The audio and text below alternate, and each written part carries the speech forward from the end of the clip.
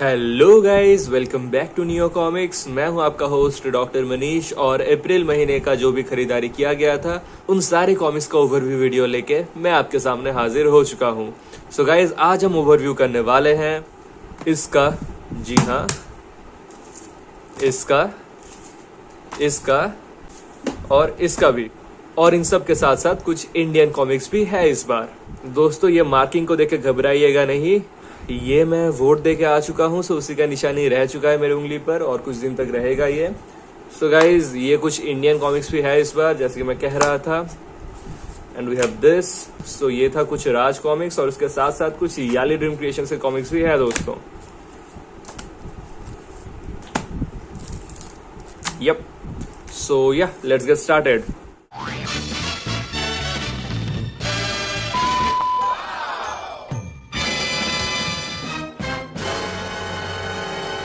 तो पहले दोस्तों ये वेस्टर्न कॉमिक्स को निपटाया जाए, उसके बाद हम लोग इंडियन कॉमिक्स के ऊपर थोड़ा नजर डालेंगे।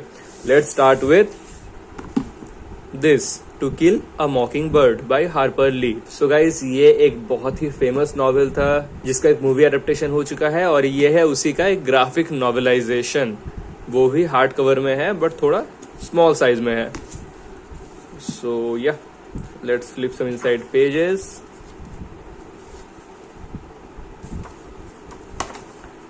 Penguin Random House being the publisher. So, To Kill a Mockingbird is a very popular American classic. Civil rights movement के दौरान इसको इनिशियली पब्लिश किया गया था. It was very popular among the masses. So yeah, इसलिए इसका movie adaptation हुआ है, ग्राफिक नॉवेल एडेप्टेशन हुआ है, and it is popular throughout the whole world. Art work जैसे कि आप देख सकते हैं बिल्कुल सिंपलिस्टिक है, नथिंग हैज बीन ओवरडन पर से, लुक्स डिसेंट। एंड ऑनेस्टली मुझे इसका स्टोरी के बारे में ज़्यादा कुछ पता नहीं है। I know it is kind of ignorant on my part, so इसी वजह से इसको मैं खरीद लिया एंड इवेंचुअली इसको मैं कभी ना कभी तो पढ़ ही लूँगा दोस्तों। सो या well, this is an interesting double page spread. Overall look and feel दोस्तों काफ़ी अच्छा है, हार्ड कवर में है उसके ऊपर। So yeah I got a good deal from Rashmi Thakur and Vikram Thakur, so yeah thanks again.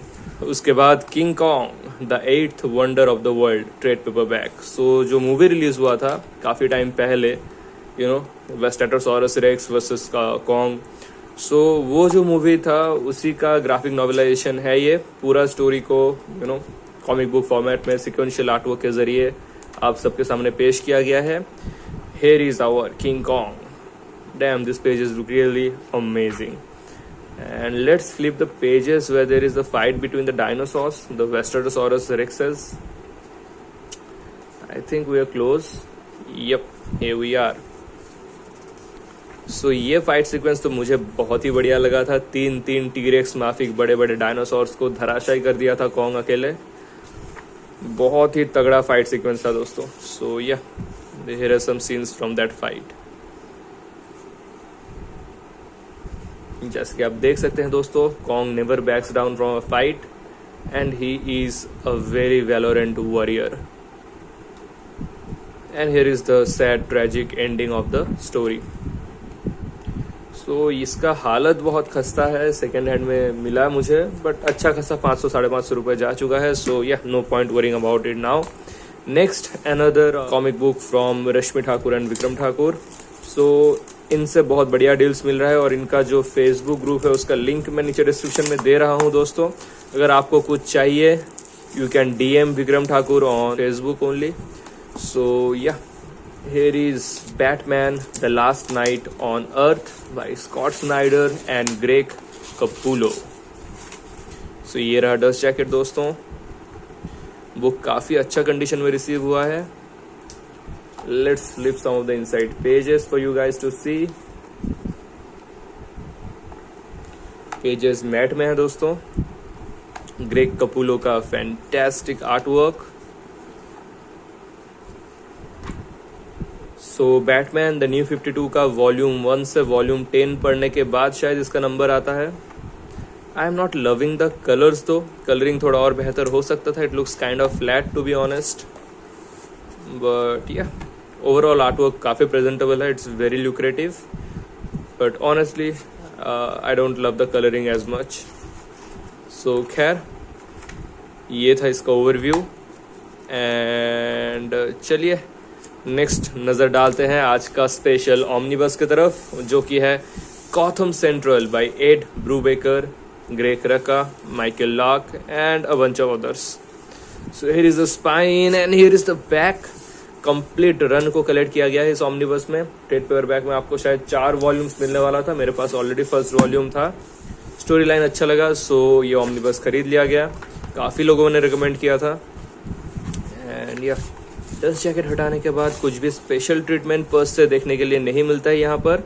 So now let's flip some inside pages for you to see the art work. To be very honest, I am not a big fan of the art style that has been shown here, but जो gritty dark tone है उसको maintain करते हुए the creative team and the executive team has went ahead with this art style only. Batman को side line रखते हुए Gotham का जो सिटी पुलिस डिपार्टमेंट है GCPD, सो उन पर फोकस्ड है। ये hardcore ground level detective works पर फोकस्ड है। सुपर हीरोइक वैलर को साइड में रखते हुए जो ह्यूमन एस्पेक्ट्स है जो साइड कैरेक्टर्स का, उन सब चीज़ों पर अच्छा खासा फोकस डाला गया है यहाँ पर। और क्योंकि हर कोई इसको रिकमेंड कर रहा है तो I just give it a try. And for some reason I have a pretty solid feeling that I'll not be regretting buying this one. So anyway, as I said, art style मुझे कुछ खास जम नहीं रहा, especially because the coloring is very dull. There is no wow factor in general per se. एक बहुत ही smooth, एकदम subtle एक टोन को मेंटेन किया गया है। बहुत नॉर्मी सा लग रहा है to be very honest. But I think I'll get used to this art style after reading a couple of issues. Let's see. So yeah, काफ़ी thick omni है, लगभग 950 पेजेस का।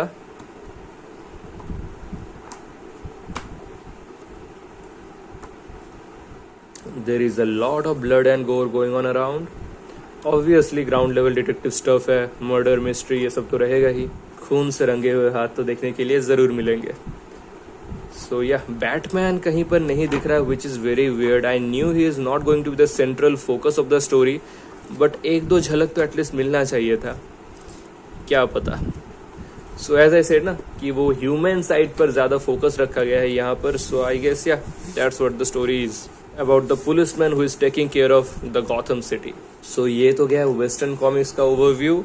Now let's focus on all the Indian comics that I have purchased. So here they are. ये रहा code name alpha 97, ये रहा Waryam issue 1, ये रहा देवी चौधरानी वॉल्यूम 2, और ये रहा नीलाक्षी द गार्डियन ऑफ अमृत, और ये रहा 3 राज कॉमिक्स। सो पहले राज कॉमिक्स को निपटा देते हैं। ये रहा डैजलिंग यूनिवर्स ऑफ ध्रुव। बहुत मिक्स्ड रिव्यूज आया है, ज़्यादातर रिव्यू नेगेटिव आया है, बट इसको इंग्लिश में रिलीज किया गया था और मुझे इंग्लिश में पढ़ने में ज़्यादा कंफर्टेबल लगता है as compare to the Hindi ones. So मैं इसको खरीद लिया, इसको पढ़ूंगा ज़रूर और फिर मैं अपना राय आपसे शेयर करूंगा।